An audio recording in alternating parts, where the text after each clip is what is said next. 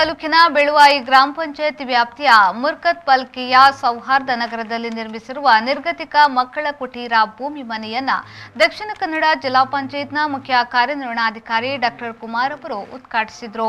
ನಂತರ ಮಾತನಾಡಿದ ಅವರು, ಮಕ್ಕಳ ಬದುಕಿಗೆ ಆಸರೆಯಾಗಿ ಬದುಕು ಬೆಳಗಲು ಸಹಕಾರಿಯಾಗಿದೆ ಈ ಕುಟೀರ.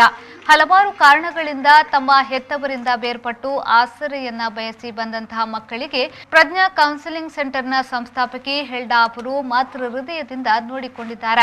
ಅವರ ನಿಷ್ಕಲ್ಮಶ ಪ್ರೀತಿ ಸದಾ ನಿಮಗೆ ಪ್ರೇರಣೆಯಾಗಲಿ. ನೀವು ವಿದ್ಯೆ ಕಲಿತು ಸಮಾಜದಲ್ಲಿ ಇತರರಿಗೆ ಸರಿಸಮಾನವಾಗಿ ಸಾಧನೆಗಳನ್ನು ಮಾಡುವ ಮೂಲಕ ಉತ್ತಮ ವ್ಯಕ್ತಿಗಳಾಗಿ ಬೆಳೆಯಿರಿ ಎಂದು ಕರೆ ನೀಡಿದರು.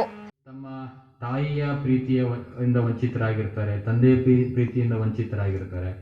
ಆದರೆ ಅವೆಲ್ಲದಕ್ಕಿಂತ ಬಹಳ ಮುಖ್ಯವಾಗಿ ಪ್ರತಿಯೊಂದು ಮಗುವಿಗೂ ಕೂಡ ಒಂದು ತಾನು ಬದುಕುವಂಥ ಹಕ್ಕು ಎಲ್ರಿಗೂ ಇದೆ. ತಂದೆ ತಾಯಿ ಇದ್ದಂಥ ಮಗುವಿಗೆ ಎಷ್ಟು ಹಕ್ಕಿದೆಯೋ, ತಂದೆ ಇಲ್ಲದಿದ್ದರೂ ಕೂಡ ಅಥವಾ ತಾಯಿ ಇಲ್ಲದೇ ಇದ್ರೂ ಕೂಡ ಮಗುವಿಗೆ ಇತರರಂತೆ ಬದುಕುವಂಥ ಹಕ್ಕು.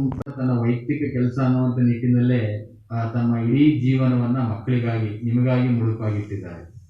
ಸೊ ಆ ದೃಷ್ಟಿಯಿಂದ ನಾನು ಹೇಳಲಿಕ್ಕೆ ಹೊರಟಿರೋಂಥದ್ದು, ಅವರು ತಮ್ಮ ಒಂದು ನಿಷ್ಕಲ್ಮಶ ಭಾವದಿಂದ, ಒಳ್ಳೆಯ ಹೃದಯವಂತಿಕೆಯಿಂದ ನೂರಾರು ಮಕ್ಕಳ ಬದುಕಿಗೆ ಆಸರೆಯಾಗಿರೋಂಥದ್ದು ಕಾರಣ ಅಂದರೆ ನೀವೆಲ್ಲ ಚೆನ್ನಾಗಿ ಓದಿ, ಚೆನ್ನಾಗಿ ಬೆಳೆದು, ತಮ್ಮ ತಮ್ಮ ಕಾಲ ಮೇಲೆ ನಿಂತ್ಕೊಂಡು ಯಾರಿಗೂ ನಾನು ಸರಿಸಾಟಿ ಅಲ್ಲ ಅನ್ನುವಂಥ ರೀತಿಯಲ್ಲಿ ಬೆಳೆದು ಒಬ್ಬ ಸಮಾಜಕ್ಕೆ ಒಳ್ಳೆಯ ವ್ಯಕ್ತಿ ಆಗಬೇಕು ಅನ್ನುವಂಥದ್ದು ಅವರ ಒಂದು ಅಭಿಲಾಷೆ.